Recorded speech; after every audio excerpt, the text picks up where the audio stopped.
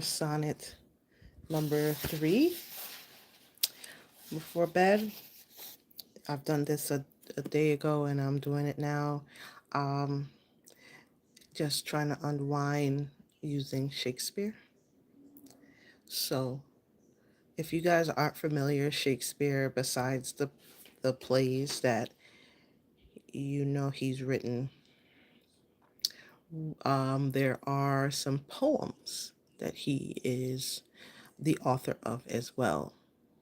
And these poems are called sonnets. They're like 100 plus, probably more. But so this one I'm gonna do sonnet 3,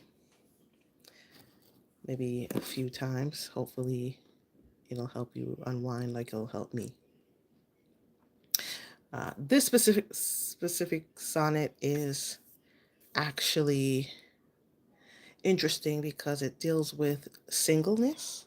I don't know if any of you are single, but in this sonnet, a young single man is addressed about making a change in their life. Here it goes. Look in thy glass and tell the face thou viewest. Now is the time that face should form another, whose fresh repair, if now thou not renewest, thou dost beguile the world, unbless some mother. For where is she so fair whose unaired room disdain the tillage of your husbandry? Or why is he so fond will be the tomb of his self-love to stop posterity? Thou art thy mother's glass, and she in thee calls back the lovely April of her prime.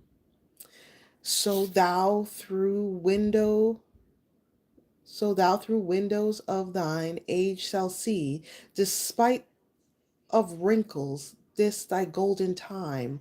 But if thou live, remember not to be, die single, and thine image dies with thee. Go ahead and like the channel. I'm just doing Shakespeare Sonnet number 3 a few times. Again, it's about a young man that Shakespeare addresses about not settling down, basically. In this Shakespeare sonnet, he tries to convince a young man that it's time. It's time to put down the singleness and it's time to find that woman that you will continue your lineage with. And if you don't do that, you might stop your bloodline. That is basically what the sonnet is saying. So I'll do it one more time for you all, maybe a few more times, but this time I'll stop and interpret. So, line 1, look to thy glass and tell the face thou viewest. Now is the time that face should form another. So he says, look in the mirror. Look in the mirror and look at yourself and tell the person that you see, now is the time to make another that looks just like you. Whose whose fresh repair is now thou not renewest, thou dost beguile the world, unbless some mother. Basically, you have somebody out there that should be a mother you should have a child with out there in this world without a child. For where is she so fair whose unaired womb disdains the tillage of thy husbandry? So who's this girl out there that doesn't want to be with you? Somebody wants to be with you. Or why is he so fond will be the tomb of his self-love to stop posterity? Meaning like you love yourself so much and you won't settle down that you will be the tomb of your own bloodline. Thou art thy mother's glass, and she in thee calls back the lovely April of her prime. So he's looking at him. He's like, look, you are so much like your mother. So this is someone that he knows. He says, so thou through windows of thine age shalt see, despite of wrinkles, this thy golden time. But if thou live remembered not to be, die single, and thine image dies with thee. So basically, I know this is your golden time. I know this is your golden time in life. But if you don't settle down right now, you're going to die single. That is what this Shakespeare sonnet is saying.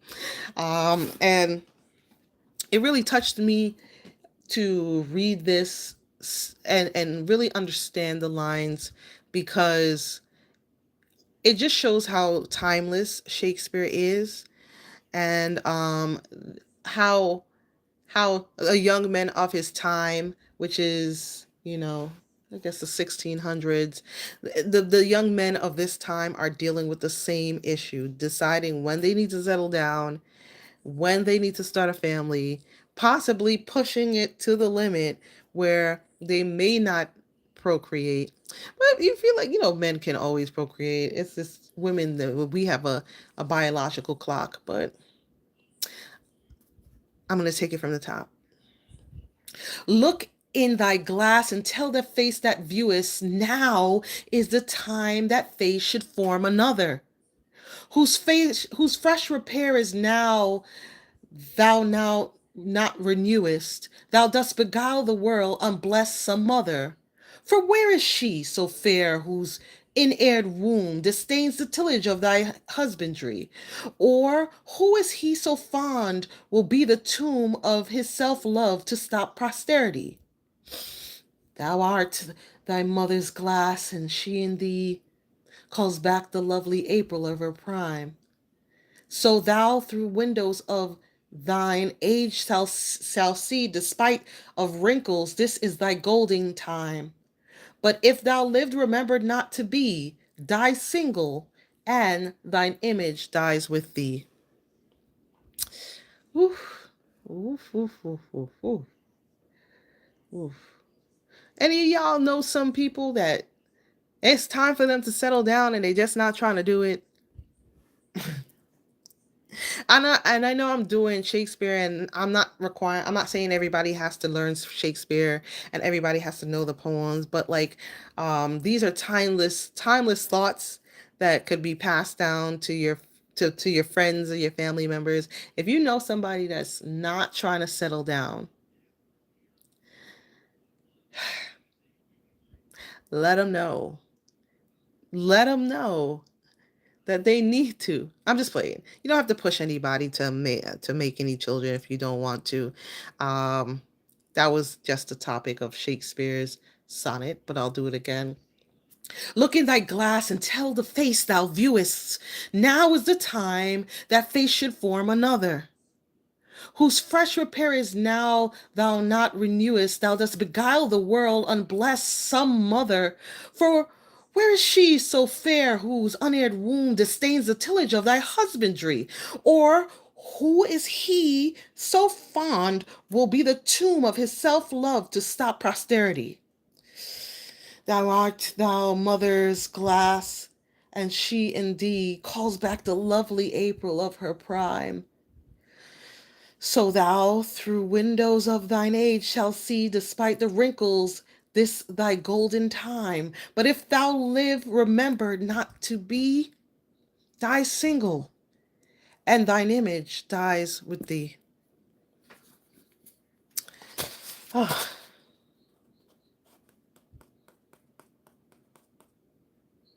what a touching sonnet. I want to thank you guys for sitting through this with me. I'm going to try to do it regularly again, maybe tomorrow. So again, Sonnet 3 says you need to settle down. I'm not telling you you need to settle down for real though, what Shakespeare is. Peace.